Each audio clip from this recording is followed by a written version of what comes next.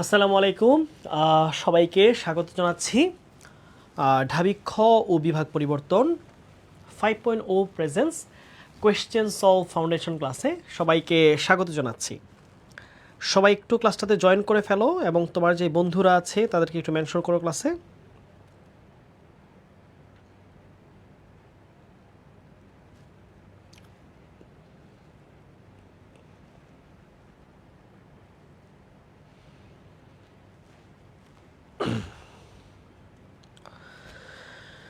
ওকে, আমরা একটু অপেক্ষা করছি সবাইকে স্বাগত জানিয়ে। এইচএসসি 26 ব্যাচের অ্যাডমিশন অ্যাসপাইরেন্ট যারা আছো, তোমরা যারা ঢাকা ভার্সিটির বিউনিট সহ অন্যান্য পাবলিক বিশ্ববিদ্যালয়ের বিভাগ পরিবর্তন ইউনিটের জন্য প্রস্তুতি নিচ্ছ বা নেওয়া শুরু করবে ভাবছো, তাদের জন্য আমাদের কিন্তু এক সপ্তাহ যাবৎ ফাউন্ডেশন একটা উইক চলছে, ফাউন্ডেশন একটা সপ্তাহ চলছে। এই এক সপ্তাহে আমরা যে কাজটা করছি, আমরা বিগত বছরে ঢাকা ভার্সিটি সহ বিভিন্ন ভার্সিটিগুলোতে আমরা ঘুরিয়ে ফিরে প্রশ্ন নিচ্ছি। আমিও যদিও দুইটাই ঢাকা ভার্সিটি নিয়েছি। তো প্রশ্নগুলো বিশ্লেষণ করা তোমাদেরকে শেখাচ্ছে যে কোন টপিক থেকে প্রশ্ন আসে, কীরকম প্রশ্ন আসে এবং সেই প্রশ্ন অ্যানালাইসিস করে কিভাবে উত্তর করতে হয় সেটা জানানোর চেষ্টা করছি।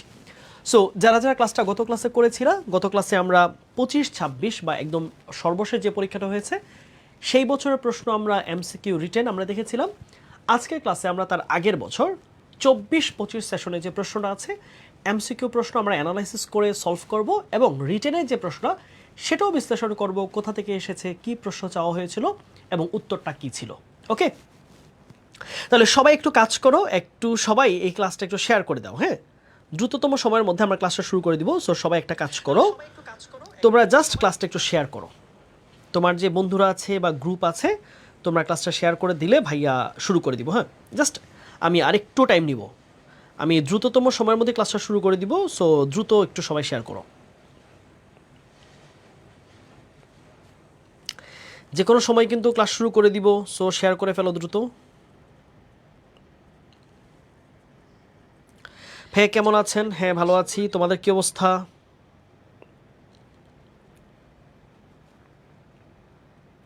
ওকে, আমাদের সাথে 100 জনের মতো স্টুডেন্ট লাইভে জয়েন করেছে।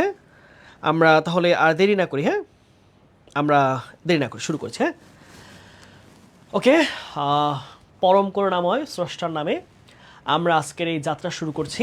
স্রষ্টা যেন আমাদেরকে সেই শক্তি দেন, আমরা দ্রুততম সময়ের জন্য পড়াশোনা শুরু করতে পারি, আমরা যেন প্রশ্নগুলো সুন্দরভাবে বুঝতে পারি এবং এই জ্ঞান আমাদের জন্য আমরা ভর্তি পরীক্ষা পর্যন্ত নিয়ে গিয়ে আমরা যেন ভালো ইউনিভার্সিটিতে আমাদের পছন্দের সাবজেক্টগুলো চান্স পাই, সেই প্রত্যাশা নিয়ে, সেই দোয়া চেয়ে আমরা আজকে ক্লাসটা শুরু করছি। তাহলে সবাই খাতা কলম নিয়ে বসো আজকে ক্লাসে। আর যারা যারা পেইড ব্যাচ থেকে আজকের এই ফাউন্ডেশন উইকে আছো, তোমরা কমেন্ট একটু জানাতে পারো যে we are from paid batch অথবা I am from paid batch. Okay, start. খাতা কলম নিয়ে বসার জন্য বলছি সবাইকেই, কারণ ক্লাসগুলো শুধুমাত্র তোমাকে এমন না যে অকারণে নিচ্ছি, ক্লাসগুলো নেওয়ার কারণ হচ্ছে আমরা আসলে চাচ্ছি যে তুমি শুরুতেই প্রশ্ন বিশ্লেষণ করা শিখে ফেলো, কোন টপিক থেকে প্রশ্ন আসে সেটা তুমি জেনে ফেলো। ওকে, আসো শুরু করছি। তাহলে আমরা আজকে সলভ করব কি, ঢাকা ইউনিভার্সিটিতে 2024-25 সেশনে বিউনিটে যে প্রশ্নটা এসেছিল আমরা আজকে তার পুঙ্খানুপুঙ্খ বিশ্লেষণ দেখব। পুঙ্খানুপুঙ্খ বিশ্লেষণ। চলো, আমরা গতকাল আলোচনা করেছি আমাদের ভার্সিটিতে দুই রকম প্রশ্ন আসবে, একটা হচ্ছে এমসিকিউ পার্ট আর একটা হচ্ছে রিটেন পার্ট। সো শুরু করছি আমরা এমসিকিউ অংশের প্রশ্ন দিয়ে। প্রথম কোয়েশ্চেন। ওকে, আসো, প্রথম প্রশ্ন এসেছে কি, সিনোনিম থেকে, রাইট? তার মানে ভোকাবুলারি। তাহলে আমরা যে কাজটা করব, শুরুতেই কোন টপিক থেকে প্রশ্ন এসেছে সেটা নির্ধারণ করব, তারপর আমরা সলভ করব। তাহলে ভোকাবুলারি থেকে প্রথম প্রশ্ন, ভোকাবুলারি। ওকে, তাহলে প্রশ্নে জানতে চাওয়া হয়েছে কি সেটা আমরা একটু বোঝার চেষ্টা করি। The synonym of deviate. তার প্রশ্ন কি চেয়েছে? ডেভিয়েটের সিনোনিম মানে সমার্থক শব্দ। ডেভিয়েট শব্দের অর্থ কি? ডেভিয়েট শব্দটা বাংলা অর্থ হচ্ছে, আমরা এরকম বলি যে ডেভিয়েটের কিন্তু নাউন ফর্ম হচ্ছে ডেভিয়েশন। ডেভিয়েট থেকে নাউন কি হয়? ডেভিয়েশন। একটু মনে রাখবা, ঢাকা ভার্সিটি কিন্তু এই প্রশ্ন আসে যে interchange of parts of speech, noun থেকে ভার্ব করা, ভার্ব থেকে নাউন করা, নাউনকে অ্যাডজেক্টিভ করা, অ্যাডজেক্টিভ অ্যাডভার্ব করা, এরকম এক ধরনের পার্ট অফ স্পিচকে আরেকটাতে রূপান্তর করার এই প্রশ্নগুলো ঢাকা ভার্সিটিতে প্রায় কিন্তু হয়ে থাকে। তাহলে ডেভিয়েট থেকে আমরা ডেভিয়েশন পাই, সেটার নাউন ফর্ম। ডেভিয়েট শব্দর বাংলা অর্থ হচ্ছে পথভ্রষ্ট হওয়া। পথভ্রষ্ট, একটু লিখে রাখো সবাই, পথভ্রষ্ট হওয়া। অথবা এটার আরেকটা অর্থ দাঁড়ায় যে ধরো কমে যাওয়া, খারাপের দিকে যাওয়া, নিচের দিকে যাওয়া আর কি, নিচের দিকে বা খারাপের দিকে যাওয়া, বা খারাপের দিকে যাওয়া। আবার অনেক অর্থে এটাকে তোমরা বলতে পারো যে অবনতি হওয়া। তাহলে আমরা বাংলাটা কি পাচ্ছি? আমরা বাংলা পাচ্ছি যে এটা অর্থ দাঁড়ায় পথভ্রষ্ট হয়ে যাওয়া, কমে যাওয়া, অবনতি হওয়া, নিচের দিকে যাওয়া, পথভ্রষ্ট হওয়া। তাহলে ডেভিয়েটের যেই সিনোনিম সমার্থক শব্দ কি পাই আমরা? দেখো, কন্টিনিউ, চালিয়ে যাওয়া, অল্টারনেট, উল্টো কিছু করা বা এটার বিপরীত কিছু করা, সেটা কিন্তু বোঝাচ্ছে না। পারভেট শব্দটাও কিন্তু তার কাছাকাছি যাচ্ছে না। কিন্তু এখানে আরেকটা ওয়ার্ড আছে, হচ্ছে ডিগ্রেস।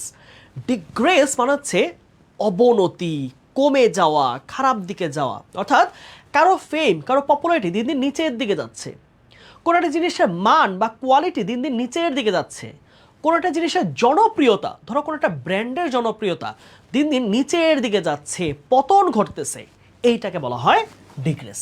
তাহলে পথভ্রষ্ট হওয়া, অবনতি হওয়া, নিচের দিকে যাওয়া, সিনোনিম কি পাচ্ছি? ডিগ্রেস। ডিগ্রেস মানেও কি? অবনতি হওয়া, নিচের দিকে যাওয়া, দিন দিন শেষের দিকে চলে যাওয়া। তাহলে আমাদের ডেভিয়েট শব্দটার সিনোনিম ছিল ডিগ্রেস। এই ডেভিয়েট কিন্তু মানে খুব বেশি অপরিচিত শব্দ কিন্তু না, টেক্সট বই থেকে কিন্তু শব্দটা আসছে। ঠিক আছে? আর বারবারই বলছি, তোমরা যারা বি ইউনিট প্রিপারেশন নিবা, তোমরা অবভিয়াসলি যে জিনিসটা থেকে গুরুত্ব দিবা সেটা হচ্ছে টেক্সট বই থেকেই তোমাদের ভোকাবুলারিগুলো প্রশ্ন আসে, টেক্সচুয়াল। তাহলে বি ইউনিট অ্যাসপিরেন্ট, তোমরা আজকে যারা ক্লাসটা করছো, তোমরা নোট রাখো যে তোমরা টেক্সট বইটা পড়তে হবে। আমরা কোর্সের মধ্যে তো টেক্সট বইটা ধরে ধরে পড়াবো, বাট যারা তোমরা আমাদের কোর্সে নাই বা অন্য যেখানেই পড়ো, অনলাইন অফলাইনে, এটা এনশিওর হবা যে তোমার টেক্সট বইটা শেষ হচ্ছে। প্লিজ, তোমরা যেখানেই পড়ো না কেন, যেই ভাইয়া, আপু, টিচার যেই পড়াক না কেন, তুমি তোমার টেক্সট বইটা গুরুত্ব দিবা, কারণ টেক্সট বই থেকে হুবহু প্রশ্ন আসে। ঠিক আছে? রিটেনে বেশি, টেক্সট বই থেকে রিটেনে প্রশ্ন আসে সব থেকে বেশি। সো রিটেনে যারা ঢাবির জন্য প্রিপারেশন নিবা, তোমাদের জন্য মাস্ট প্রিপারেশন নিতে হবে টেক্সট বইয়ের। ওকে, আসো আমরা পরের প্রশ্ন দেখি। পরের প্রশ্ন বলা হয়েছে কি, আমরা গত ক্লাসে আলোচনা করেছিলাম, রাইট? ফিগার অফ স্পিচ, বাক্যের অলংকার। Identify the figure of speech in she has a heart of gold. Okay, বলা হয়েছে she has a heart of gold, মানে তার যেই হৃদয়, স্বর্ণের হৃদয়, তার স্বর্ণের হৃদয়, she has a heart of gold. আমি বারংবার বলেছি ঢাকা ভার্সিটিতে মোটামুটি এগুলো থেকে প্রশ্ন হয়। তাহলে বলা হয়েছে তার হৃদয়টা স্বর্ণের হৃদয়, তাহলে দুইটা জিনিস এখানে। তাহলে আমরা কি পাচ্ছি? She has a heart of gold, she has a heart of gold, right? তাহলে দুইটা জিনিস আমরা যদি এখানে আইডেন্টিফাই করি, সেটা হচ্ছে হার্ট, রাইট? তাহলে she has a heart of gold, তাহলে এই যে হার্টকে দেখো সরাসরি তুলনা করেছে কি সাথে? স্বর্ণের সাথে। তাহলে আমরা জানি যদি দুইটা ভিন্ন জিনিসের মধ্যে তুলনা করা হয় এবং তাদের মাঝখানে যদি অ্যাজ অথবা লাইক থাকে, তাহলে সেটাকে আমরা কি বলছি? Simile, right? Simile simile. আর যদি দুইটা ভিন্ন জিনিস তুলনা করা হয় কিন্তু মাঝখানে কোনো অ্যাজ অথবা লাইক নাই, ডিরেক্ট তুলনা, বলা হচ্ছে হার্ট অফ গোল্ড, হৃদয়টাই যেন স্বর্ণের, স্বর্ণের মতো হৃদয় বলা হচ্ছে না, স্বর্ণের হৃদয়। চিন্তা করো, যখন তুলনাটা একদম ডিরেক্ট কম্প্যারিজন বোঝাবে, তাদের মাঝখানে যখন আর কোনো অ্যাজ লাইক এরকম করে কোনো ধরনের সেতুবন্ধন থাকবে না, ডিরেক্ট কম্প্যারিজন যখন হবে, যদি অ্যাজ আর লাইক যদি না থাকে, অ্যাজ লাইক যদি না থাকে তাহলে সেটা কি হয়ে যায়? সেটা হয়ে যায় ম্যাটাফোর। তাহলে দেখো, আইরনি মানে হচ্ছে কিছু উপহাস করে কথা বলা, একটু হাস্যরসাত্মক, অর্থাৎ কাউকে একটু ব্যঙ্গ করে কথা বলা। আইরনি কি হবে? আইরনি হবে না। পার্সোনিফিকেশন কখন বোঝায়? যখন একটা ব্যক্তি বা প্রাণীর কোয়ালিটি বস্তুর মধ্যে দেওয়া হয়। হ্যাঁ, যেমন মেঘ হাঁটছে কোনো রমণীর মতো, তাহলে মেঘ তো হাঁটতে পারে না, তাকে মানুষের কোয়ালিটি হাঁটা দেওয়া হচ্ছে, তাই না? তাহলে বলা না যে কি she walks in a cloud, হ্যাঁ, এরকম কিছু লাইন আছে। তাহলে পার্সোনিফিকেশন হচ্ছে না, তাহলে কি হবে এখানে? সিমিলি, যেহেতু অ্যাজ অথবা লাইক নাই, তাহলে সিমিলি হওয়া সম্ভব না, উত্তর হবে কি? ম্যাটাফোর। আমি গতকাল বলেছিলাম ঢাকা ভার্সিটি ম্যাটাফোর থেকে প্রশ্ন সব থেকে বেশি দেয়, সব থেকে বেশি ফিগার অফ স্পিচের প্রশ্ন আসে ম্যাটাফোর থেকে। ওকে, আমরা কি এই প্রশ্নটা বুঝলাম সবাই? ভাইকে একটু জানাইও যে আমরা যা পড়ছি তা বুঝতেছি কিনা। হ্যাঁ, অনেকেই বলছো পেইড ব্যাচ থেকে, রাইট? তাহলে পেইড ব্যাচ থেকে হলে তোমাদের কিন্তু প্রশ্ন সলভ ক্লাসগুলো হয়ে যাচ্ছে ইনশাআল্লাহ। তাহলে আমরা এই প্রশ্নটা বুঝলাম, একটু কমেন্টে জানাতে হবে যে তোমরা বুঝতেছো কিনা, কারণ আমার কিন্তু এটা একটা বদভ্যাস, আমি প্রতিনিয়ত ক্লাসে জিজ্ঞেস করি যে পড়া বুঝতেছো কিনা, এটা আমার একটা বদভ্যাসও বলতে পারো, কারণ আমি চাই আমার প্রত্যেকটা শিক্ষার্থী যেন ইনশাল্লাহ পড়া বুঝে শুরু থেকেই যেন শেষ পর্যন্ত তার জার্নিটা করতে পারে। না বুঝলে আসলে দিন শেষে বড় ক্লাস নিয়েও কোনো লাভ নাই। ওকে, আসো আমরা তার পরের প্রশ্নটায় ফিরে যাই। আচ্ছা, তাহলে এটা আসলো কোথা থেকে? এটা আসছে ফিগার অফ স্পিচ, রাইট? এটা ফিগার অফ স্পিচ। আসো 3 নম্বর প্রশ্ন। টু হ্যাভ কোল্ড ফিট, প্রশ্নটা এসেছে ফ্রেজ অ্যান্ড ইডিয়ম থেকে। কোথা থেকে আসছে? Phrase and idiom. ওকে, আমরা প্রশ্ন টপিকটা লিখি, ফ্রেজ অ্যান্ড ইডিয়ম। এটা হচ্ছে প্রশ্নের সোর্স আমাদের। ওকে, তাহলে কি চাওয়া হয়েছে? প্রশ্নে বলেছে যে টু হ্যাভ কোল্ড ফিট, কারো কোল্ড ফিট। আচ্ছা, কোল্ড ফিট মানে কি? মানে কি ঠান্ডা পা? আচ্ছা, এই কথাটাকে আমরা বাস্তবে একটু কাউন্ট করি। বাস্তবে কিরকম বলি? আমরা বলি না মাঝে মাঝে যে ভয়ে হাঁটু কাঁপতেছে, বলো কিনা? আমরা শুনেছি কিনা যে ভয়ে হাঁটু কাঁপে, দুশ্চিন্তায় পা কাঁপে, পা ঠান্ডা হয়ে আসতেছে, এরকম বলি না? পা ঠান্ডা হয়ে যায়, পা কাঁপতেছে। তাহলে কোল্ড ফিটকে এটা কিন্তু কোনো, দেখো যেগুলো ফ্রেজ এন্ড ইডিয়মস, এগুলো কিন্তু কোনো নির্দিষ্ট অর্থই থাকবে, এটা তুমি চাইলে উলটপালট করতে পারবে না, এটা নির্দিষ্ট অর্থ আছে এটার মধ্যে।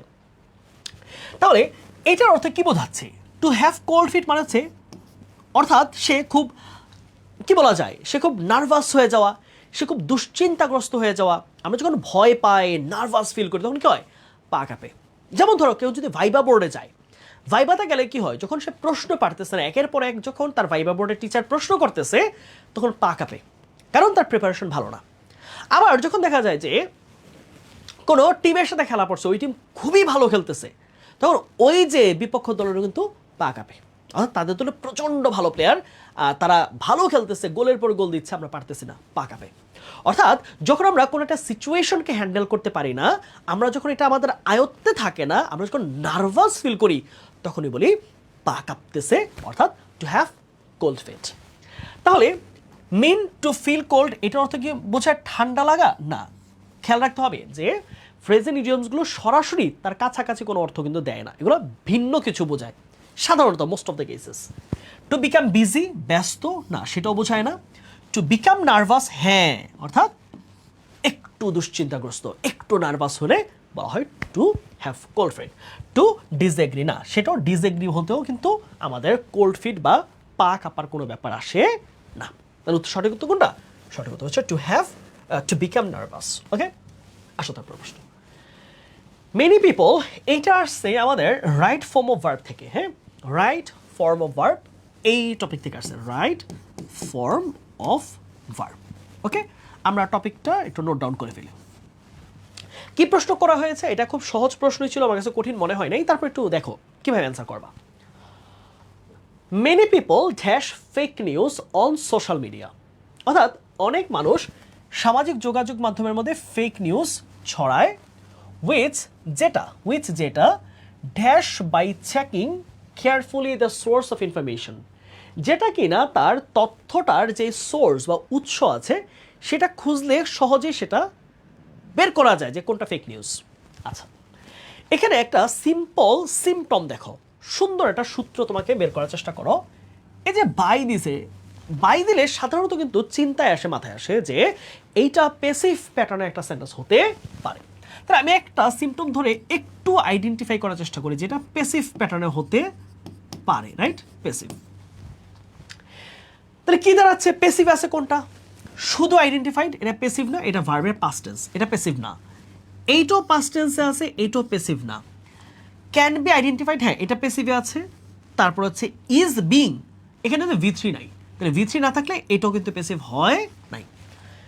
আমি শুধু যদি প্যাসিভের কথা চিন্তা করি তাহলে কিন্তু বাকি অ্যান্সারগুলো দেখো বাদ দেওয়া যায়। আচ্ছা, এবার আসলাম যে ভাইয়া আমি প্যাসিভ না করে শুরুরটা চিন্তা করি। এবার দেখো বলা হচ্ছে many people dash fake news on social media, অনেক মানুষ সোশ্যাল মিডিয়ার মধ্যে ফেক নিউজ ছড়ায়। এই কথাটা যে কথাটা বাস্তব সত্য কথা, যে কথাটা সত্য অথবা বাস্তব, সেইটা আসলে কোন টেন্সে হবে সেটা টেন্স নির্ধারণ করতে হবে কি? Present indefinite. তাহলে এই যে মানুষ যে সোশ্যাল মিডিয়া ফেক নিউজ ছড়ায়, এটা তো বাস্তব কথা, সত্য কথা, প্রতিদিন ঘটতেছে এরকম। তাহলে যে কথা বাস্তব সত্য সেটা কি হবে? প্রেজেন্ট টেন্সে হবে। এবার আসো মেনি পিপল আর স্প্রেড, এটা কোনো সেন্টেন্স প্যাটার্নই হয় না। মেনি পিপল আর স্প্রেড এটা তো হইতে পারে না, কারণ মানুষদেরকে ছড়ায়, নিউজ তো মানুষকে ছড়ায় না, মানুষ নিউজ ছড়ায়। তাহলে প্যাসিভ প্যাটার্ন এখানে হবে না শুরুটা। তাহলে মেনি পিপল স্প্রেড এটা হতে পারে মেনি পিপল আর স্প্রেডিং। এটা দেখো বাস্তব বা চিরন্তন কথা কন্টিনিউয়াস টেন্সে হয় না। যে কথাটা বাস্তব, সচরাচর, ইউনিভার্সাল, প্রকৃত, প্রতিদিন ঘটে, এটা কখনো কন্টিনিউয়াস হয় না, হয় ইনডেফিনিট টেন্স। তাহলে এইটাও কিন্তু নিতে পারছি না। তাহলে এটা বাদ রইল কোনটা? এইটা আর এটা। এবার আসো এবার বাকি অংশ মিলাই, তাহলে দুইটা মিললে যেটা হবে সেটা উত্তর। Many people spread fake news on social media, তাহলে অনেক মানুষ সোশ্যাল মিডিয়ার মধ্যে ভুল তথ্য ছড়ায় which dash by checking carefully the source of information, যেটা কিনা দেখো যেটা কিনা বের করা যায়। তাহলে এই যে উইচ কিন্তু এখানে দেখো প্যাসিভ ভয়েসের সাবজেক্ট। কারণ কি? এখানে অন্য কোনো সাবজেক্ট কি আছে? কে বের করে, এই তথ্যটা কে চেক করে বের করে, সে সাবজেক্ট কিন্তু নাই। অর্থাৎ যেখানে খেয়াল করবা যে কাজটা হচ্ছে কিন্তু সাবজেক্ট অনুপস্থিত, তার মানে এটা প্যাসিভ ভয়েসের সাবজেক্ট, অর্থাৎ প্যাসিভ ভয়েসে হবে। তাহলে বলা হচ্ছে যেটাকে বের করা যায়, মানে তথ্যটা। তাহলে এখানে কি এই হুইচ মানে কি? হুইচ মানে হচ্ছে ফেক নিউজ। হুইচ মানে কি? Fake news. তাহলে ফেক নিউজকে বের করা যায় তার তথ্য অনুসন্ধান করার মাধ্যমে। তাহলে এই অংশটা অ্যাক্টিভ, কারণ এই অংশে যে ভার্ব অর্থাৎ স্প্রেড, এই স্প্রেড ভার্বটার সাবজেক্ট কে আছে? Many people, right? এইটা হচ্ছে সাবজেক্ট। কিন্তু এইখানে যে বের করবে, সে কে বের করবে সেটা বলা হয় নাই।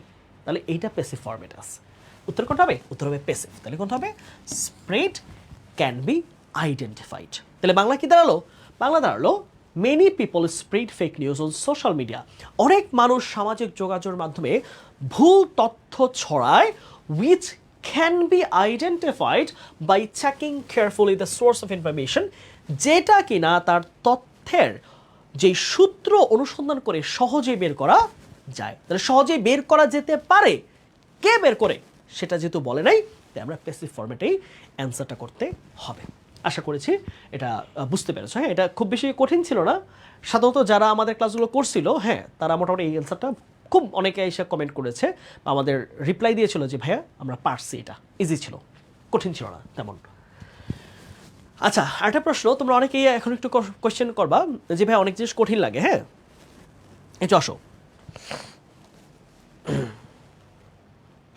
এই যে এই প্রশ্নে আমি উত্তর দিচ্ছিলাম। হ্যাঁ, ফয়সাল মাহমুদের প্রশ্ন উত্তর দিচ্ছিলাম আমাদের প্রাইভেট গ্রুপে। গতকাল একটা স্টুডেন্ট লিখেছিল যে ভাইয়া কিছুই পারছি না মনে হচ্ছে। হ্যাঁ, মনে হচ্ছিল যে কেউ, আচ্ছা, একজন হচ্ছে লাভ ইউ, একজনের কমেন্টে গিয়ে একজন উত্তর দিয়েছ লাভ ইউ, এটা কে? আচ্ছা, আমি একটু তোমার দেখি, তুমি আরেকজন মেয়েকে গিয়ে কমেন্টে রিপ্লাই দিচ্ছ লাভ ইউ। ওকে, আমি জানি না তোমরা পড়াশোনা করতে আসো কিনা, লাইভ ক্লাসগুলো নেই তোমাদের অ্যাডমিশনের জন্য, কারণ অ্যাডমিশনের টাইমটা না অনেক বেশি সিরিয়াস। এই টাইমে কোনো মজা করার বা হচ্ছে অপ্রাসঙ্গিক কথা বলার অপ্রয়োজনীয় কথা বলার কোনো সময় আসলে থাকে না। এরপরও যদি এই টাইমে আইসা কেউ ওই যে কারো কমেন্টে উল্টাপাল্টা রিপ্লাই দেওয়া, অপ্রাসঙ্গিক কথা বলা বা এগুলা করার চেষ্টা করে, তখন খুব খারাপ লাগে। কারণ দেখো ভাই, তোমার হাতে টাইম একদম গুণা, 4 মাসের একটু কম টাইম আছে ঢাকা ভার্সিটি ভর্তি পরীক্ষার। সো এখন তোমাকে বুঝাবো, তোমাকে আদর্শনা করবো, এগুলো টাইম নাই। পড়াইতে হবে, টু দ্য পয়েন্ট পড়াবো। হ্যাঁ, আর এটা বললাম যা যা উল্টাপাল্টা কমেন্ট করো। আর আরেকটা কথা বলি, আমাকে ওই দিন একটা আমাদের প্রাইভেট গ্রুপে বলতেছিল যে ভাইয়া মনে হচ্ছে কিছুই পারি না। হ্যাঁ, কিছুই পারি না এটা যেমন সত্য, এটা যদি মানতে পারো তাহলে ভালো যে আমি কিছু পারি না। আমাকে শিখতে হবে, সব শিখতে হবে। কি শিখতে হবে? সব শিখতে হবে, যা যা লাগে সব শিখতে হবে। শেখার জন্য যেটুকু পরিশ্রম প্রয়োজন সেটা করতে যে মানসিকতা সেটা তৈরি করো। তাহলে পারি না এটা বুঝতে পারাটাও একটা পারা, যে আমি পারি না এটা জানি আমি। সো তারপরে ওইখান থেকে কাজ শুরু করবা। বুঝতে পারছো কিনা আমার কথা? সো এক হচ্ছে সময় নষ্ট করা যাবে না, অপ্রাসঙ্গিক কমেন্ট, অপ্রাসঙ্গিক রিলস, ভিডিও, মুভি এসব দেখা বন্ধ। এবং এইটা তোমার মনের মধ্যে তৈরি করো যে আমি পারি না, but I have to learn everything that are required to get chance in Dhaka university. Okay, আসো তাহলে। আশা করছি তোমাদের সাথে আরও অনেক ক্লাস হবে, কিন্তু পেজে কিন্তু ফ্রি ক্লাস আরও অনেক হবে, পুরো কোর্স জুড়ে ক্লাস নেব। কিন্তু অপ্রাসঙ্গিক কমেন্ট বা কেউ কাউকে খোঁচা দেওয়া এগুলো করবে না প্লিজ। আসো, তারপরের প্রশ্ন এসেছে আমাদের কি থেকে, আসো আমরা একটা কনজাংশনের ব্যবহার দেখছি এখানে। ওকে, খেয়াল করো, বলেছে certain serious diseases can be successfully treated. কি বলেছে খেয়াল করো, certain serious diseases can be successfully treated. তার মানে এটা একটা ফুল ক্লজ। তাহলে এই ক্লজের সাবজেক্ট কি? এই যে অংশটা, সার্টেন সিরিয়াস ডিজিজেস, এইটা একটা নাউন ফ্রেজ। এটা কি একটা, এই সম্পূর্ণ অংশটা হচ্ছে একটা নাউন ফ্রেজ। এটা কি? একটা নাউন ফ্রেজ, এটা নাউন ফ্রেজ। তাহলে এই নাউন ফ্রেজের ভার্বকে, ফাইনাইট ভার্বকে, এই যে ক্যান বি আর এই যে ট্রিটেড, হ্যাঁ, V3 প্যাসিভ ভয়েস। তাহলে বলা হয়েছে যে কিছু কিছু মারাত্মক রোগও, কিছু নির্দিষ্ট কিছু মারাত্মক বা ক্ষতিকর রোগ বা কঠিন রোগও খুব সফলভাবে চিকিৎসা করা যায়, dash detected in an initial stage, যদি সেটা একদম প্রারম্ভিক অবস্থায় যদি বা শুরুর দিকে যদি সেটাকে ডিটেক্ট করা যায় বা ধরা যায়। যেমন ধরো ক্যান্সার, একদম ফার্স্ট স্টেজে থাকলে এটা চিকিৎসা করে এটাকে সুস্থ করা যায়। কিন্তু ক্যান্সার যদি একদম 4th স্টেজে হয়, সেটা কিন্তু চিকিৎসা করলেও সুস্থ হওয়ার সম্ভাবনা খুব কম থাকে। ব্যাপারটা এরকম। ওকে, তাহলে এইখানে কিন্তু দেখো, মানে এক ধরনের, মানে একটা প্রোনাউনের কিন্তু রিডিউস করা হয়েছে এখানে। হ্যাঁ, তাহলে এখানে কি হইতে পারতো? এখানে ইট ইজ, হ্যাঁ, এই এই এই প্রোনাউনটা এখানে রিডিউস করা হয়েছে। হ্যাঁ, রিডাকশন অফ প্রোনাউন। ওকে, তাহলে কি হতে পারে, কোন অর্থটা, ট্রান্সলেশনে কোন অর্থটা দিলে এখানে মানায়? তাহলে বলা হচ্ছে যে অনেক যেই ক্ষতিকর বা হচ্ছে কঠিন রোগও চিকিৎসা করে, সফলভাবে চিকিৎসা করা যায়, dash detected in an initial stage, যদি সেটাকে একদম শুরুতেই ধরে ফেলা যায়। রোগটা যদি শুরুতেই ধরা পড়ে বা ধরে ফেলা যায়, তাহলে চিকিৎসা করে সফল করা যায় বা সুস্থ করা যায়। তাহলে এখানে দেখো কোনটা হতে পারে, আনলেস। আচ্ছা, বাংলায় কি দাঁড়াচ্ছে? বাংলায় অর্থটা কিন্তু এরকম দিচ্ছে যে যদি, বাংলায় কি অর্থ দিচ্ছে? যদি ওই রোগটাকে শুরুতেই ধরে ফেলা যায়। তাহলে সিম্পল, যদি অর্থ কে দেয়, এখানে আর অন্যদিকে তাকানো তো দরকার নেই। লেস্ট, লেস্ট কি? লেস্ট হচ্ছে অন্যথায়। লেস্ট কিন্তু এটার সাথে কোনোভাবে মিলতেছে না, লেস্ট মিলতেছে না। আবার যদি না, যদি না তো ইফ নট, রাইট? যদি না কি? If not. তাহলে ইফ নট কি যায়? যেখানে যদি অর্থ সঠিক হয়, সেখানে যদি না তো একই সাথে সঠিক হতে পারে না, কারণ একই প্রশ্ন উত্তরে অ্যাফার্মেটিভ নেগেটিভ দুটো তো সঠিক হয় না। তাহলে এখানে আনলেস হওয়ার প্রশ্ন আসতেছে না। আচ্ছা, এবার আসো ওয়েদার হবে কিনা ভাইয়া? ওয়েদার কখন হয়? ওয়েদারের মধ্যে একটা অর্থ আছে, অরের অর্থ নেই, হ্যাঁ, হয় ভালো না হয় খারাপ, হয় সাদা না হয় কালো, হয় রোগ খুঁজে পেলে না হলে রোগ খুঁজে না পেলে, অর্থাৎ দুইটা ভ্যারিয়েশন যখন আমরা ইউজ করব তখন ওয়েদার। তাহলে বলা হচ্ছে যে যদি রোগটাকে শুরুর দিকেই ডিটেক্ট করা যায়, বের করা যায়, খুদ ধরা যায়, তাহলে সাকসেসফুলি ট্রিট করা যায় এটাকে। যদি ধরা যায় অথবা না ধরা যায় তাইলে কি ট্রিটমেন্ট হবে? হবে না। তাহলে ওয়েদার কখন ইউজ করবো? যখন অপশন থাকবে দুইটা, yes or not, one or two, white or black, দুইটা যখন অপশন থাকে আমার, তখনই একমাত্র আমরা ইউজ করতে পারি হচ্ছে ওয়েদার। এছাড়া কি ইউজ করতে হবে কি আমাদের ইফ। তাহলে সিম্পল বাংলা সেন্টেন্স চিন্তা করলে কি হয়ে যাচ্ছে, এই পুরো অ্যান্সারটা আমরা শুধুমাত্র আমরা ট্রান্সলেশন যারা বাংলা ট্রান্সলেট করতে পারবে সেন্টেন্সকে, তাদের চান্স পাওয়ার হার বেড়ে যায়। কারণ কি? কারণ প্রশ্নগুলোর উত্তর এমনভাবেই হয় যে তুমি ট্রান্সলেশনের উপর ডিপেন্ড করে অ্যান্সার করে ফেলতে পারবা। ওকে, আসো তার পরে বসে যাই। 6 নম্বর প্রশ্ন বলা হয়েছে, I dash to call the customer service of my bank all morning but I can't gate through. একটা কম্পাউন্ড সেন্টেন্স কিভাবে বুঝলাম? এইখানে খেয়াল করো, কম্পাউন্ডের যেই কোঅর্ডিনেটিং কনজাংশনটা দেওয়া আছে, কোঅর্ডিনেটিং কনজাংশন, আমি এটার নাম দিই কি, কোঅর্ডিনেটিং কনজাংশন, রাইট? আচ্ছা, তাহলে কোঅর্ডিনেটিং কনজাংশন দিয়ে যখন প্রশ্ন হবে তখন খেয়াল রাখতে হবে এই যে কোঅর্ডিনেটিং কনজাংশন সে উভয় পাশে একই রকম ক্লজকে যুক্ত করে। দ্যাট মিনস এই পাশে যদি আমার প্রেজেন্ট হয়, অর্থাৎ প্রেজেন্টে কিন্তু আছে ক্যান কিন্তু বা কান্ট কিন্তু প্রেজেন্ট টেন্স, তাহলে আমার অপর যে ক্লজটা আছে সেটা প্রেজেন্ট টেন্সে হবে। প্রেজেন্টের চারটার যে কোনো একটা, সেটা হতে পারে present indefinite, continuous, perfect, perfect continuous, চারটার যে কোনো একটা উত্তর হবে। খুব ভালোই বোঝো। কোঅর্ডিনেটিং কনজাংশন দিয়ে আমরা যখন একটা কম্পাউন্ড সেন্টেন্স গঠন করছি, টেন্সটা যেন আমরা সিমিলার রাখি। এক পাশে প্রেজেন্ট হলে পরেরটা প্রেজেন্ট হবে, পরেরটা যদি পাস্ট হয় শুরুটা পাস্ট হবে, ব্যাপারটা এরকম হবে। তাহলে ক্যান নট, আমরা জানি কান্ট অথবা ক্যান, হ্যাঁ আমরা ক্যান দিয়ে ধরলাম, অর্থ দেয় কি প্রেজেন্ট, রাইট?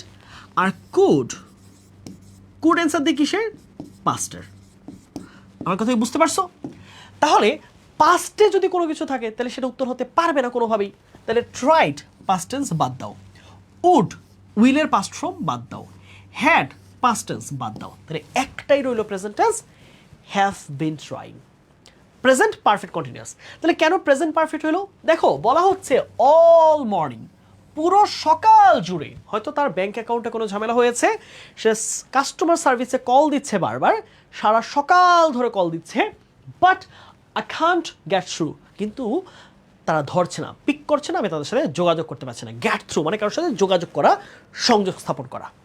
তাহলে যেহেতু আমাদের খেয়াল রাখতে হবে কম্পাউন্ড সেন্টেন্সে পরের ক্লজটা যেহেতু প্রেজেন্টে আছে, এটা প্রেজেন্ট হবে। পরেরটা যদি পাস্টে থাকতো আমি এই ক্লজে কিন্তু পাস্ট উত্তর খুঁজতাম। বুঝতে পারছো? তাহলে উত্তর কি হবে? Present tense. তাহলে কি আছে? একটা হ্যাভ বিন ট্রাইং, এবং আমাদের অর্থ অনুসারে সেটাই যায়, যেহেতু পুরো সকাল জুড়ে কোনো কিছু দীর্ঘ সময় যাবত যখন হচ্ছে, বর্তমানে চলমান, তাহলে সেটা কি হবে? Perfect continuous tense. ওকে, তাহলে এটা কি পারছো সবাই? Have been tried. হ্যাঁ, আনিকা ইসলাম শ্রুতি, তুমি রেগুলার ক্লাস করতেছো, গত ক্লাসে তোমাকে দেখেছি ভাইয়া, খুব ভালো। আচ্ছা ভাইয়া, প্রতি সপ্তাহে কি 3 দিন ক্লাস এবং 3 দিন এক্সাম নেওয়া হবে অনলাইন ব্যাচে? অনলাইন না অফলাইন একটু ক্লিয়ার করতে ভাইয়া। আশিকুর রহমান, তুমি অনলাইনে কথা বলছো না অফলাইন? অনলাইনে হচ্ছে, অনলাইনে তো আমাদের মোট 6 দিন ক্লাস, একদিন করে পরীক্ষা, এবং একদিন হচ্ছে উইকলি টেস্ট, অথবা 6 দিন ক্লাসে কিন্তু আমাদের 6টা উইকলি টেস্টের আগে প্রত্যেকটা ক্লাসের পরে ক্লাস টেস্ট আছে, ঠিক আছে? ষষ্ঠ ক্লাসের পরে ক্লাস টেস্ট হবে না, উইকলি এক্সাম হবে আমাদের। হ্যাঁ, আমাদের উইকলি এক্সামের মানে এক্সামের সিস্টেমটা হচ্ছে যেদিন ক্লাস এর পরের দিন ওই টপিকের উপর পরীক্ষা, আর ষষ্ঠ দিন যেহেতু ক্লাসের সপ্তম দিনে গিয়ে আমাদের উইকলি টেস্টে নিতে হয়, তাই সপ্তম ক্লাস টেস্টটা হয় না, ওইটা উইকলি টেস্ট আমরা অ্যাড করে দিই। আর যদি কেউ অফলাইন ব্রাঞ্চের কথা বলো, যদি আশিকুর রহমান বলেছে অফলাইন, দ্যাট মিনস আমাদের ফার্ম গেটে আমরা যে অফলাইন ব্রাঞ্চ খুলেছি, অফলাইনে হচ্ছে আমাদের 3 দিন ক্লাস হবে, 3 দিন এক্সাম হবে, ঠিক আছে? অফলাইনে 3 দিন ক্লাস, 3 দিন এক্সাম। ভাই ম্যাটেরিয়ালগুলো কবে পাবো? আমরা বলেছি 25 তারিখ আমাদের ক্লাস শুরু, ইনশাল্লাহ এর মধ্যে তোমরা পাবা, ঠিক আছে? 25 তারিখের মধ্যে আমরা তোমাদের ম্যাটেরিয়ালগুলো পাঠিয়ে দিব। ওকে, আমরা আগাচ্ছি। হ্যাঁ, কোথাও কিছু না বুঝতে পারলে প্লিজ আমাকে জানাবা। আসো আমরা তার পরের প্রশ্নে যাই। বলা হয়েছে যে there's the hustles and bustles of the city. Hustles and bustles অর্থ হচ্ছে কোলাহল, শহরের কোলাহলের dash she has found a peaceful park to take rest. বিশ্রাম নেওয়ার মতো একটা নীরব জায়গা সে পেল। ওকে, দেখি আমরা এটা অ্যান্সার করতে পারি কিনা, কি বলেছে। ওকে, প্রথমে আমরা একটু চেষ্টা করি শুরুর অংশটা।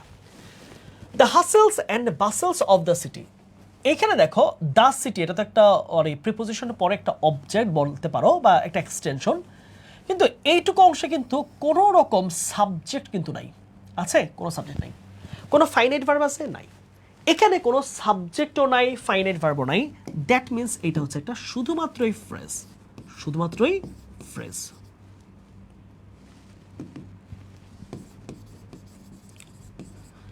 এটা কি শুধুমাত্র ফ্রেজ। তাহলে ক্লজ কিন্তু না, যে ক্লজ মার্কার বা কনজাংশন বসাবো। কনজাংশন কি করে? কনজাংশন একটা ক্লজের সাথে একটা ক্লজকে যুক্ত করে। যেমন ধরো এই যে অলদো, অলদো একটা কনজাংশন বসাইতে পারবে না, সিন্স একটা কনজাংশন বসাইতে পারবে না, কারণ কি এরা একটা পূর্ণাঙ্গ ক্লজের সাথে আর একটা ক্লজকে যুক্ত করে। বুঝাইতে পারলাম? কনজাংশনের কাজ কি? কনজাংশন কি করবে? এই পাশে থাকবে একটা পূর্ণাঙ্গ ক্লজ বা পূর্ণাঙ্গ সেন্টেন্স থাকবে, এই পাশে থাকবে কি আর একটা পূর্ণাঙ্গ ক্লজ অথবা সেন্টেন্স। তাহলে ক্লজ বা সেন্টেন্সকে কানেক্ট করে কে? কনজাংশন। কিন্তু এখানে তো সেটা ক্লজই না, সে নিচে পূর্ণাঙ্গ ফ্রেজ, তাহলে কনজাংশন ইউজ করা যাবে না। তাহলে সিন্স এবং এস মানে অলদো বাদ। ওকে, এর আসলে বাকি অ্যান্সারগুলোর মধ্যে কি বসতেছে? এখানে কি আছে অপশন? নেভারথলেস আর হচ্ছে অ্যামিডস্ট। এই যে অ্যামিডস্ট অর্থ হচ্ছে মাঝে, অর্থ কি মাঝে বা মধ্যখানে, সে একটা প্রিপোজিশন। প্রিপোজিশন হতেই পারে। প্রিপোজিশন কেন হবে? কারণ এই যে দেখো নাউন আছে, রাইট? এটা একটা নাউন ফ্রেজ, কিন্তু এটা একটা নাউন ফ্রেজ, আর নাউনের পূর্বে প্রিপোজিশন হতে পারে। নাউনের পূর্বে কি হতে পারে? প্রিপোজিশন হতে পারে। তাহলে বলেছে শহরের কোলাহলের মধ্যে, এই যে শহরের এত কোলাহল, কোলাহলের মধ্যে সে একটা শান্তিপূর্ণ জায়গায় পেয়েছে বিশ্রাম নেওয়ার জন্য। তাহলে প্রিপোজিশন হিসেবে কিন্তু এখানে কি অ্যামিডস্ট সবচেয়ে সবচেয়ে পারফেক্ট অ্যান্সার। নেভারথলেস অর্থ কিরকম? নেভারথলেস অর্থ হচ্ছে কাছাকাছি, পাশাপাশি। হ্যাঁ, অধিকন্তু। অধিকন্তু কিন্তু যায় এখানে, অর্থটা দেখো তো, অধিকন্তু যায় না, তবুও যায় না। তাহলে কি যায়? যে শহরের কোলাহলের মধ্যে সে একটা শান্তিদায়ক স্থান খুঁজে পেয়েছে বিশ্রাম নেওয়ার জন্য। তাহলে এখানে অ্যামিডস্ট একটা প্রিপোজিশন হিসেবে বসেছে এবং তার অর্থ হচ্ছে মাঝখানে। তাহলে শহরের এত কোলাহল, যানজট, চিল্লাচিল্লির মধ্যেখানে সে বিশ্রাম নেওয়ার মতো একটা শান্তিপূর্ণ জায়গা খুঁজে পেয়েছে। ওকে, তাহলে এখানে কি আমরা যেহেতু খেয়াল রাখতে হবে, যদি এখানে ক্লজ হইতো, ক্লজ ক্লজ হয় কখন? যখন সাবজেক্ট আর ফাইনাইট ভার্ব থাকবে, তখন আমি ক্লজ মার্কার বসাইতাম, এই দুইটা ক্লজ মার্কার হিসেবে, কনজাংশন হিসেবে।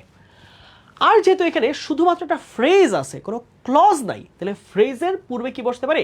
প্রিপোজিশন বসতে পারে, কোনো কনজাংশন না। তাহলে প্রিপোজিশন কি আছে? অ্যামিডস্ট।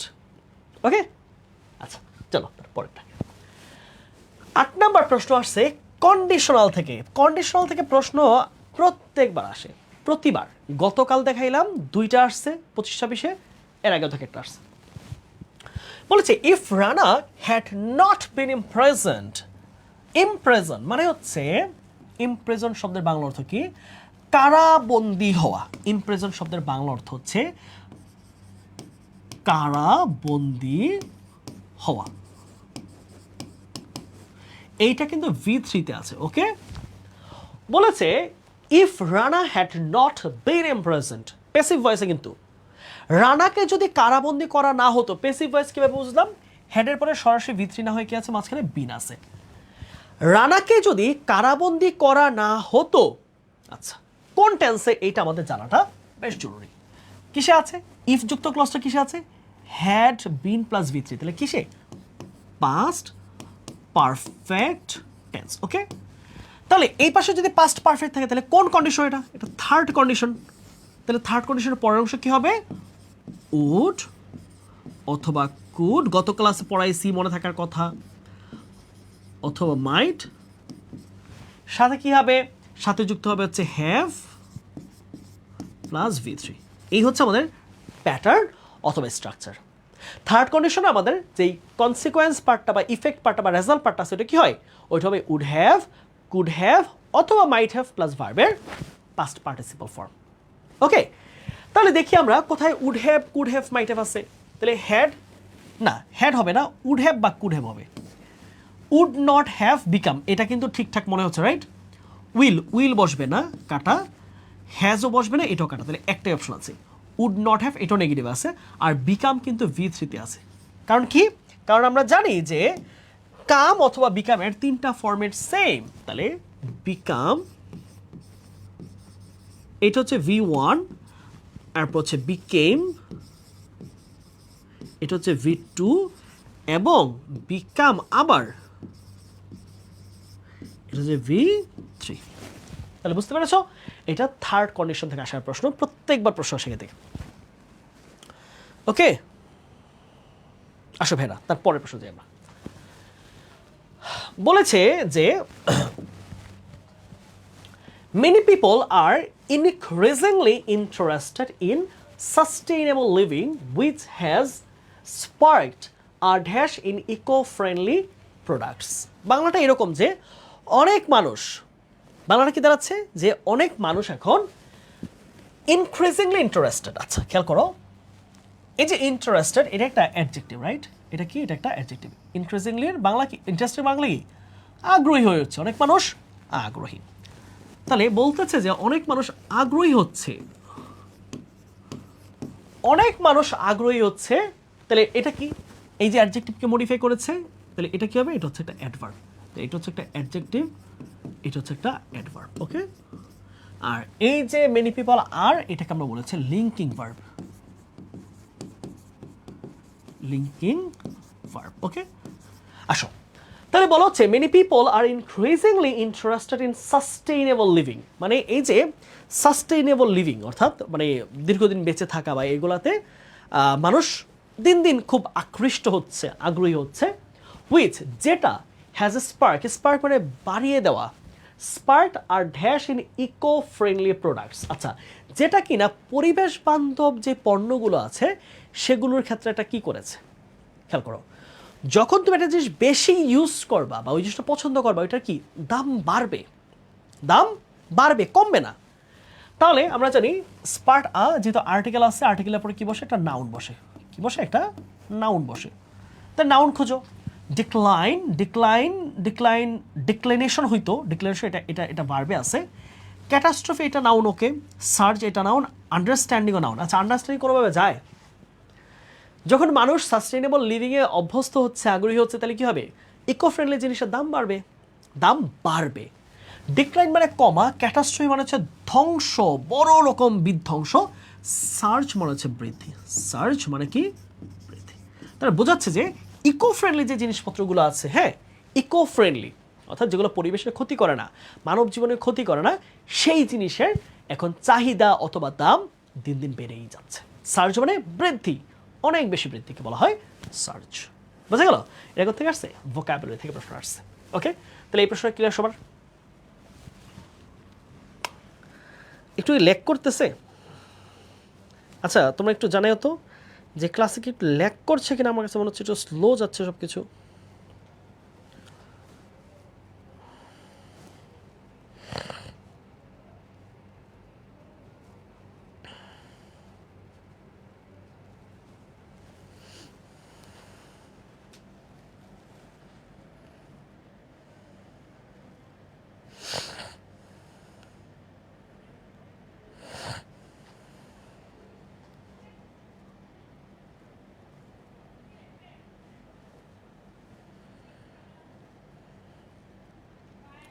কেউ যেন মনে হচ্ছে একটু ইন্টারনেট একটু স্লো করছে। না ঠিক, ওকে ফাইন, চলো ঠিক থাকলে তাহলে আমার এখানে সমস্যা হচ্ছে, তোমাদের এখানে কোনো ঝামেলা নেই। ওকে আসো ভাইয়া, তাহলে আমরা আশা করছি এটা ক্লিয়ার। হ্যাঁ আসো, চলো আমরা তার পরের প্রশ্ন একটু দেখি। হ্যাঁ, কি বলেছে? ও আবার দেখো ভোকাবুলারি চেয়েছে রিগোরাস। রিগোরাস, তাহলে রিগোরাস শব্দটার অ্যান্টোনিম চেয়েছে, রাইট? রিগোরাস মানে কি? শক্ত, কঠিন, শক্ত, মজবুত অথবা কঠিন। তাহলে রিগোরাসের আবার কি চেয়েছে? বিপরীত শব্দ, মানে তার উল্টোটা হতে হবে। তাহলে দ্য অ্যান্টোনিম অফ রিগোরাস, শক্ত, মজবুত, কঠিন, এটার বিপরীত শব্দ কি? তাহলে চ্যালেঞ্জিং শক্ত, ফ্লেক্সিবল নরম, হালকা ভঙ্গুর, তারপরে রেভেনাস মানে হচ্ছে প্রতিশোধ পরায়ণ, আর ডোমিনেটিং দমনকারী। তাহলে কোনটা হবে? Flexible, easy question. রিগোরাস কঠিন, শক্ত, মজবুত, বিপরীত হবে ফ্লেক্সিবল। ফ্লেক্সিবল মানে নরম জিনিস। তাহলে আমার মূল শব্দটা যদি জানি তাহলে এটা জানা আমাদের সহজ। আমরা প্রাইভেট ব্যাচে কিন্তু আমরা তোমাদের জন্য ভোকাবুলারির জন্য আলাদা আলাদা ক্লাসের ব্যবস্থা করবো। দ্যাট মিনস ভোকাবুলারি যে গুরুত্বপূর্ণ সেগুলো কুইজের মাধ্যমে, ক্লাসের মাধ্যমে আমরা বুঝাই দিব। ঠিক আছে, আশা করছি লাইভ ক্লাসে যা যা পড়াবো কোর্সের ভেতরে সেখান থেকে তোমরা কমন পাবা। তারপর আসো কি বলেছে প্রশ্নটা? Meet me dash the metro station by half an hour. আধা ঘন্টার মধ্যে বলেছে, আধা ঘন্টার মধ্যে 30 মিনিটের মধ্যে আমার সাথে কোথায় দেখা করবে? মেট্রো স্টেশন দেখা করবে, দ্য মেট্রো স্টেশন। খেয়াল করো, প্রশ্ন এসেছে প্রিপোজিশনের ব্যবহার থেকে, রাইট? একদম ব্যবহার, এটা কোনো অ্যাপ্রোপ্রিয়েট প্রিপোজিশন না। খেয়াল করতে হবে কোনো একটা স্থান, নির্দিষ্ট স্থান যখন বোঝায়, নির্দিষ্ট স্থান, তাহলে নির্দিষ্ট স্থান কি শুধু মেট্রো হতে পারে? এটা মেট্রো হতে পারে, সেটা ধরো হচ্ছে কোনো কি বলা যায়, আমরা কি বলি যে এয়ারপোর্ট হতে পারে, এয়ারপোর্ট হতে পারে, সেটা কোনো ধরনের ধরো হচ্ছে বাস স্টেশন হতে পারে, বাস অথবা ট্রেন স্টেশন হতে পারে, অথবা ধরো কোনো স্কুল হতে পারে, কলেজ হতে পারে। এই জায়গাগুলোর পূর্বে যদি দেখো গ্যাপ আছে তাহলে হচ্ছে অ্যাট বসবে। নির্দিষ্ট কোনো স্থান, নির্দিষ্ট স্থান মানে একটা কলেজ, একটা স্কুল, একটা এয়ারপোর্ট, একটা স্টেশন, মেট্রো স্টেশন, এগুলো নির্দিষ্ট জায়গা, অনির্দিষ্ট কোনো জায়গা না যে কোনো জায়গায়। এটা একটা স্পেসিফিক জায়গা। মেট্রো স্টেশন তুই বাংলাদেশের সব জায়গায় তো পাবা না, ঢাকার কিছু নির্দিষ্ট জায়গায় স্টেশনগুলো আছে। তাহলে কী হবে? নির্দিষ্ট জায়গা বোঝাতে কি বসে? অ্যাট বসে। ওকে, ইজি কোয়েশ্চেনটা ইজি ছিল। বাকিগুলো meet me on the metro station for into তো কোনোভাবেই হওয়ার সুযোগ নাই, এটা কেউ ভুল করবে না। বাট অনের মধ্যে অনেকে ভাবতে পারো, বাট সাধারণত উত্তর হবে হচ্ছে অ্যাট। একটা নির্দিষ্ট স্থান বোঝাতে আসলে অ্যাটই বসে। ওকে, এরপর প্রশ্ন একটু কনফিউজিং মনে হতে পারে, এটাও আমাদের আসছে কনজাংশন অথবা হচ্ছে লিঙ্কিং শব্দ যেগুলো আছে সেগুলো থেকে। বলা হয়েছে dash I am minor, I can not drive yet. এইরকম একটা প্রশ্ন আমরা আগে সলভ করে আসছি না, যে যদি আমাদের এখানে শুধু ফ্রেজ হয় তাহলে কি বসবে? আমরা প্রিপোজিশন বসাতে পারি, কিন্তু যদি ক্লজ হয় তাহলে কি বসাতে হবে? আমাকে কনজাংশন বসাইতে হবে। খেয়াল করো এখানে উত্তরটা বলে দেওয়া আছে আই অ্যাম মাইনর, তাহলে এইটুকুকে তুমি ব্রেকডাউন করলেই তো উত্তর হয়ে যাচ্ছে। আই হচ্ছে এখানে একটা সাবজেক্ট, এখানে এম হচ্ছে একটা ফাইনাইট ভার্ব, এম একটা ফাইনাইট ভার্ব। তাহলে কি দাঁড়ালো? এই পুরো জিনিসটা আই এম মাইনর, এটা একটা ক্লজ, এটা একটা ফ্রেজ না। ফ্রেজ হলে কিন্তু সেখানে কি থাকবে না? সাবজেক্ট ফাইনাইট ভার্ব থাকবে না। তাহলে এটা একটা পূর্ণাঙ্গ বাক্যের মতো, বা এটা একটা পূর্ণাঙ্গ ক্লজ, আর ক্লজকে অপর একটা পূর্ণাঙ্গ ক্লজের সাথে যুক্ত করতে পারে একটি কনজাংশন। কনজাংশন, ঠিক আছে? তাহলে বলেছে যে ড্যাশ আই এম মাইনর, যেহেতু আমি অনেক ছোট, যেহেতু আমি অনেক ছোট, আমি নাবালক, আমি এখন শিশু, I can not drive yet, আমি এখনো ড্রাইভ করতে পারি না। তাহলে খেয়াল করো আমরা কোনটা কোনটা পাচ্ছি। বিং, দেখো বিং একটা নন ফাইনাইট ভার্ব। এখন আমি তো অলরেডি এখানে একটা পূর্ণাঙ্গ ক্লজ আছে, তাহলে কি আমার নন ফাইনাইট ভার্ব দরকার আছে এখানে? না, এখানে আর কোনো নন ফাইনাইট ভার্ব দরকার নাই। তাহলে বিংটা উত্তর হচ্ছে না। ডিউ, আমরা যেটা ডিউ বসে না, ডিউর সাথে কি বসে? টু বসে, তাহলে টুটা মিসে গেছে, হবে না। ইভেনচুয়ালি নাকি এভিডেন্টলি? এভিডেন্টলি প্রমাণস্বরূপ আই এম মাইনর, একজন মানুষ ছোট বা নাবালক, এটা প্রমাণস্বরূপের তো কিছু নাই। তাহলে এইটা কিন্তু যাচ্ছে না জিনিসটা, তাই না? এটা মানাচ্ছে না। উত্তর কি হবে? সিন্স। যেহেতু, যেহেতু বা কারণ, যেহেতু, যেহেতু বা আমি ছোট হওয়ার কারণে বা যেহেতু আমি ছোট তাই আমি এখনো গাড়ি চালাতে পারি না। অর্থের উপর বিবেচনা করে হয়ে যায়। আর ফ্রেজ ক্লজ যদি ভাঙতে পারো অনায়াসে উত্তর তুমি পারবা, এটা মাস্ট। যারা ফ্রেজ আর ক্লজের মধ্যে পার্থক্য বুঝো তোমরা এটা একে এক পাবাই, এটা কোনোভাবেই ভুল হওয়ার সুযোগ নেই। ইনশাল্লাহ আমরা এইভাবেই পড়াবো জিনিসগুলোকে। তারপর আসো 13, the fire fighters worked for 5 hours। তাহলে ফায়ার ফাইটার মানে কি? ফায়ার ফাইটার বাংলা কি আমরা জানি? দমকল কর্মী। বাংলাটা অনেকেই জানানো হয়তো, বাংলা হচ্ছে দমকল কর্মী।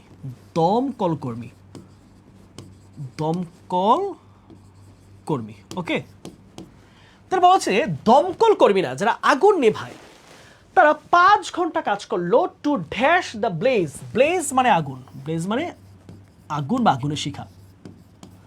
তাহলে দমকল কর্মীরা 5 ঘন্টা কাজ করলো কি করতে? তারা আগুনের শিখাটা নিবানোর জন্য বা আগুন নিভানোর জন্য। তাহলে এখানে কি কি আছে? Put off. পুট অফ আসলে কোনো আমি দেখি নাই কোনো গ্রুপ ভার্ব আছে। যদি হতো এরকম put off O double F থাকতো তাহলে একটা কথা ছিল, পুট অফ। পুট অফ হচ্ছে খোলা, খোলা। ধরো শার্ট খোলা, put off your shirt. Put off your shoes, তোমার জুতা খোলো। ওকে, পুট অন, পুট অন পরিধান করা। পুট অন মানে হচ্ছে খোলার উল্টাটা, পরিধান করা। পুট ইন মানে গ্রহণ করা, নেওয়া। তাহলে উত্তর কি হবে? Put out. পুট আউট মানে নেভানো, নেভানো বা নিভানো যাই বলো। তাহলে পুট আউট এটা খুবই খুবই খুবই ইম্পর্টেন্ট কোয়েশ্চেন। এটা অনেক ভার্সিতে আসে, এটা অনেক ভার্সিতে এই ফ্রেজটা আসে, এই গ্রুপ ভার্বটা অনেক ভার্সি আছে। পুট আউট কোনো কিছু নিবানো, ঠিক আছে?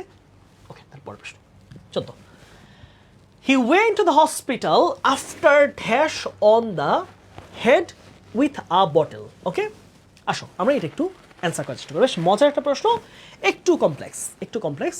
আশা করি তোমরা এইটা কনসেপ্ট শেখার পরে এটা পারবা। He went to the hospital, সে হাসপাতালে গিয়েছিল আফটার। ওকে, আমরা দেখতে পাচ্ছি এখানে একটা কি আছে? এই জায়গায় আমাদের একটা প্রিপোজিশন কি আছে? প্রিপোজিশন। তাহলে প্রিপোজিশনের পরে আমার হাতে দুইটা অপশন থাকে, হয় এই জায়গায় একটা নাউন হবে, আর না হলে যেই নাউন ফ্রেজটা গঠন হবে সেটা ভার্বের সাথে আইএনজি বা জিরান্ড দিয়ে তৈরি হবে, বা জিরান্ড দিয়ে তৈরি হতে হবে। আমার তা ক্লিয়ার? তাহলে সরাসরি ভার্ব অর্থাৎ এই যে হিট এটা হবে না, হ্যাঁ, অথবা রিসিভার হিট এটা হবে না, হয় সেখানে কি লাগবে? ভার্বের সাথে আইএনজি। তাহলে এটা কাটা। তাহলে ভার্বের সাথে আইএনজি আছে এখানে, আর ভার্বের সাথে আইএনজি আছে এখানে। এইখানে বিইং, এখানে হিটিং। ফাইন, ওকে। তাহলে আমার দুইটা কাটে দিলাম, কারণ কি এখানে নাউন লাগবে অথবা জিরান্ড দিয়ে তৈরি একটা ফ্রেজ গঠন করতে হবে। তাহলে আমার কি লাগতেছে? নন ফাইনাইট ভার্ব, ভার্বের সাথে আইএনজি, এখানে আছে বিইং, এখানে আছে হিটিং। তাহলে দুইটার একটা আমার উত্তর হবে। এবার আসো বাংলা অর্থ চিন্তা করো। বলেছে he went to the hospital, সে হাসপাতালে গিয়েছিল after dash on the head with a bottle. মাথার মধ্যে, নিজের মাথায় নিজে বোতল দিয়ে বাড়ি দিয়ে গিয়েছে, নাকি মাথার মধ্যে বোতলের একটি আঘাত পেয়ে তারপর হাসপাতালে গিয়েছে? কেউ কি নিজে ইচ্ছাকৃতভাবে নিজের মাথার মধ্যে নিজে বোতলে আঘাত দেয়? তুমি যদি হিটিং দাও, সরাসরি যদি ভার্বের সাথে আইএনজি দাও, তাহলে হয়ে যাচ্ছে অ্যাক্টিভ সেন্টেন্স। তার মানে নিজের মাথায় নিজে আঘাত করা। আর বিইং হিট, এই হিট কিন্তু V3-তে আছে। বিইং হিট মানে হচ্ছে আঘাত প্রাপ্ত হয়ে, মানে কি আঘাত প্রাপ্ত হয়ে। অ্যাক্টিভে দিলে হিটিং, তার মানে নিজের মাথায় নিজে বাড়ি দিয়ে তারপর গেছে হাসপাতাল। যদি দাও বিইং হিট, তার মানে দাঁড়াচ্ছে যে সে আঘাতপ্রাপ্ত হয়েছে, ব্যথা পেয়ে তখন গেল কোথায়? হসপিটাল গেল। তাহলে অর্থের উপর বিবেচনা করে অ্যান্সার করতে হবে, যৌক্তিক অর্থ। বলতে পারে ভাইয়া নিজের মাথায় নিজে দিছে, এটা তো যৌক্তিক কোনো কাজ না মানুষের, তাই না? এটা একটা ভালো সুস্থ মানুষের কাজ নিজের মাথায় নিজে বাড়ি দেওয়া হতে পারে না। উত্তর কি? উত্তর বিইং হিট হবে। এটা কেন? ওকে, তারপর চুজ দ্য ইনকারেক্ট স্পেলিং। আবার স্পেলিং থেকে প্রশ্ন এসেছে, প্রত্যেক বছর আসে, প্রত্যেক বছর দেখি। অ্যাপ্রিহেনশন, ওকে ক্লিয়ার, এখানে APPREHEN ঠিক আছে। এক্সপ্লেইনেশন, এই যে এখানে ভুল আছে, এক্সপ্লেইনেশন হবে না, আইটা এখানে এক্সট্রা দেওয়া আছে, ঠিক আছে? আইটা এক্সট্রা, এখানে আইটা এক্সট্রা দেওয়া আছে। ট্রাঙ্কুইলিটি, শান্ত পরিবেশ, ট্রাঙ্কুইলিটি ঠিকঠাক আছে। ডুপ্লিসিটি, ভুল বা ফেক ধারণা, এটাও ঠিক আছে। তাহলে এটা উত্তর সঠিক, যেটা ভুল এটা উত্তর সঠিক। তাহলে এক্সপ্লেনেশন হবে, হ্যাঁ, EXPLANATION, এক্সপ্লেনেশন। ওকে ওকে ভাইয়া, আমাদের পেইড ব্যাচের যে ম্যাটেরিয়ালগুলো দেওয়া হবে তার সঙ্গে একটা করে বন্ধু আসলে অফিসিয়াল জার্সি দিলে ভালো হতো। ফারদিন, এবছর আমরা জার্সি করি নাই, দুঃখিত ফারদিন, তোমাদের দিতে পারছি না এই মুহূর্তে, তোমার রিকোয়েস্ট রাখতে পারছি না। যেটা পারবো না সেটা শুরুতেই বলবো। ইনশাল্লাহ তোমরা যারা কোর্সের উইকলি টেস্টগুলোতে ভালো করবা, মান্থলি টেস্টে ভালো করবা, তোমাদের জন্য গিফট থাকবে। এটা টি শার্টই হতে হবে এমন না, যে কোনো বই হতে পারে তোমাদের জন্য, কোনো সেলফ ডেভেলপমেন্টের বই হতে পারে, সেটা জার্সিও হতে পারে, সেটা অন্য যে কোনো গিফট হতে পারে। বাট আমরা উইকলি টেস্ট এবং মান্থলি টেস্টগুলোতে তোমাদেরকে, উইকলিতে আমি এখনই কনফার্ম করছি না, বাট মান্থলি টেস্টগুলোতে আমরা ভালো তোমাদেরকে গিফটের ব্যবস্থা রাখছি, কোর্সের ভিতর থাকে এটা। ওকে, তারপরে বলো ফারদিন, তোমাদেরকে অবশ্যই মোটিভেট করার জন্য এটা হতে পারে, বাট চেষ্টা করবে যে গিফটের জন্যই পড়াশোনা করছে এমনটাই যেন না হয়। তুমি তোমার লক্ষ্য অর্জনের জন্য, তুমি তোমার গন্তব্যে পৌঁছানোর জন্য, তোমার একটা আইডেন্টিটি ক্রিয়েট করার জন্য পড়াশোনা করছো, সেটাই যেন হয় ইনশাল্লাহ। ঠিক আছে? ওকে, আসো তাহলে আমরা 15টা MCQ ছিল, আমরা সবগুলো অ্যান্সার সলভ করলাম। আশা করছি সবগুলো ব্যাখ্যা তোমাদের কাজে লাগবে। এই ব্যাখ্যাগুলো যদি ধরে ধরে পড়তে পারো, তুমি অন্যদের চেয়ে নিঃসন্দেহে এগিয়ে থাকবা। চলো, রিটেন প্রশ্নটা কেমন ছিল আমরা সেই ব্যাপারে একটা বিস্তারিত ধারণা নিয়ে ফিরি। প্রথম প্রশ্ন রিটেনের, বারবার বলেছি রিটেনে একটা প্রশ্ন কমন, সেটা হচ্ছে প্যারাগ্রাফ, প্রত্যেক বছর আসে। ঢাকা বিশ্ববিদ্যালয় যে প্যারাগ্রাফের মধ্যে কি মজা পেয়েছে, আই ডোন্ট নো। ওকে, যাই হোক, সেন্টেন্স মেকিং এর ক্ষেত্রে বা একটা মানুষের ফ্রি হ্যান্ড রাইটিংটা বোঝা যায় তার প্যারাগ্রাফ রাইটিং দেখি। প্রশ্নটা কি বলেছে, how education can enlighten once life, এটা ছিল প্রশ্ন। প্রশ্ন কিন্তু হেডলাইনটা, মানে যে হেডিংটা, এটা কিন্তু ভালো না, এটা কিন্তু ঠিক নাই। একটা প্যারাগ্রাফের কিন্তু হেডিং এরকম হয় না। হেডিংয়ের ক্ষেত্রে প্রত্যেকটা ওয়ার্ড বড় হাতের ওয়ার্ড দিয়ে শুরু করতে হয়, বড় হাতে ক্যাপিটাল লেটার দিয়ে শুরু করতে হয়, 3 ধরনের জিনিস ছাড়া। কি কি কি কি মাঝখানে যদি তোমার মাঝে যদি আর্টিকেল আসে, অথবা প্রিপোজিশন আসে, অথবা কোনো কনজাংশন আসে, বাট অর নট, ঠিক আছে, এগুলা বড় হাতের করা যাবে না, এগুলো ছোট হাতের থাকবে। এছাড়া প্রত্যেকটা শব্দ বড় হাতের লেটার দিয়ে শুরু হবে। যেমন দেখো, হাউ এর এইচ বড় হাতের, এডুকেশনের ই বড় হাতের, কিন্তু ক্যান আর্টিকেল, এটা তো ক্যান বড় হাতের হওয়া উচিত ছিল, ক্যান। তারপর হচ্ছে এনলাইটেন ই, ও, আর হচ্ছে এল। ওকে, আসো তাহলে এটা একটা ধারণা দিলাম, যে বলেছে how education can enlighten once life, অর্থাৎ শিক্ষা কিভাবে একটা মানুষের জীবনকে আলোকিত করতে পারে। আমাদের টেক্সট বইয়ের যে তোমরা 26 পেজ তোমাদের আছে এডুকেশন, হ্যাঁ, এডুকেশন অধ্যায়টা থেকে কিন্তু এই প্যারাগ্রাফটা আসছে, তার মানে এটা টেক্সচুয়াল। তাহলে টেক্সট বই থেকে প্যারাগ্রাফ 10 নাম্বার দিয়ে দিল, ঠিক আছে, টেক্সচুয়াল প্যারাগ্রাফ। ওকে, আসো 2 নম্বর প্রশ্ন দেখি কি বলেছে, এক্সপ্লেইন দ্য প্রভার্ব, প্রবাদ বাক্য, একটা প্রবাদ বাক্যকে ব্যাখ্যা করতে বলেছে। ডোন্ট জাজ আ বুক বাই ইটস কভার, এটা একদম নন টেক্সচুয়াল, এটা ছোটবেলা থেকে পড়ে আসছো। অর্থাৎ এমন হয়েছে যে রিটেনে তোমাকে হয়তো তোমার রাইটিংয়ের অভিজ্ঞতা বা তুমি কতটা ভালো লিখতে পারো, কত সুন্দর লিখতে পারো, সেটা জানতে চাইছে। এট দ্য সেম টাইম এমন না যে প্রশ্ন অনেক কঠিন, অনেক কঠিন প্রশ্ন কিন্তু সেটা না। বলেছে ডোন্ট জাজ এ বুক বাই ইটস কভার, মানে আমরা সব এরকম হয় না যে মানুষকে তার অ্যাপিয়ারেন্স, তার গেস্টার, পোস্টার, এগুলো দিয়ে যাচাই করি না। একজন মানুষ দেখতে অনেক মনে হতে পারে যে দুর্বল, কিন্তু তার অনেক পলিটিক্যাল পাওয়ার, তার অনেক টাকা পয়সা থাকতেই পারে, তার অনেক মান সম্মান থাকতে পারে।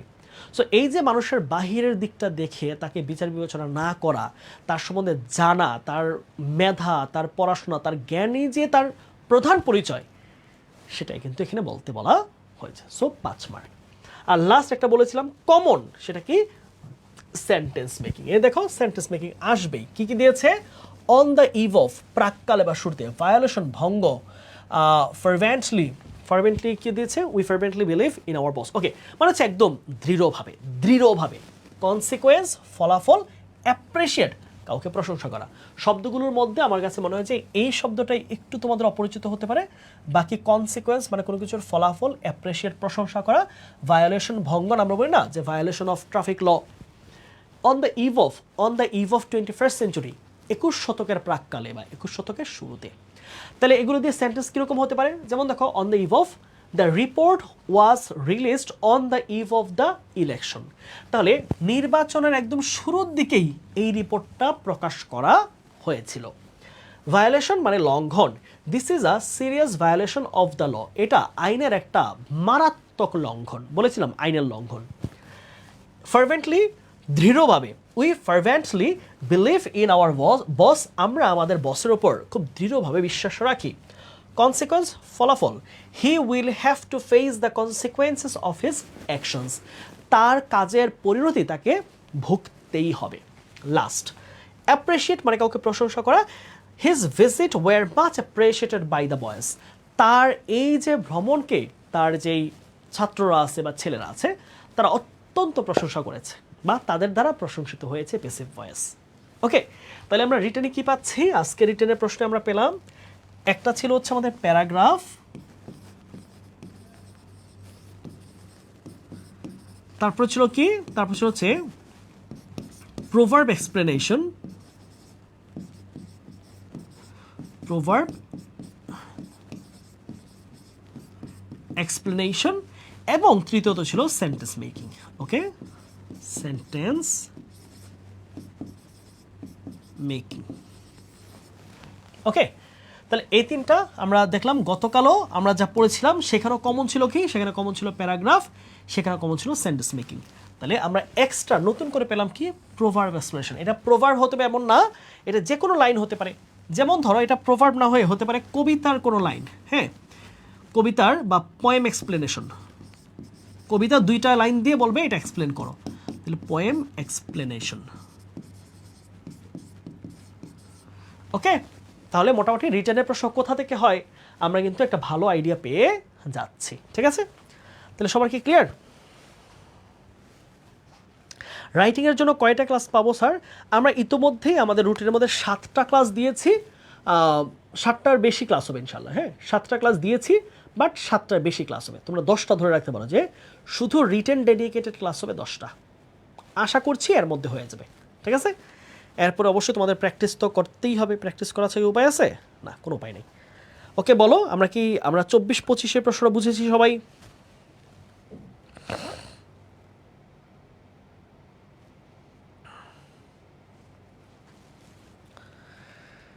সবাই একটু জানাও এই ক্লাসগুলো তোমাদের ভালো লাগছে কিনা বা তোমাদের কাজে আসছে কিনা। মূলত উদ্দেশ্য এটাই যে তোমাদের যেন কাজে আসে, তোমাদের উপকারে আসে, সেটাই।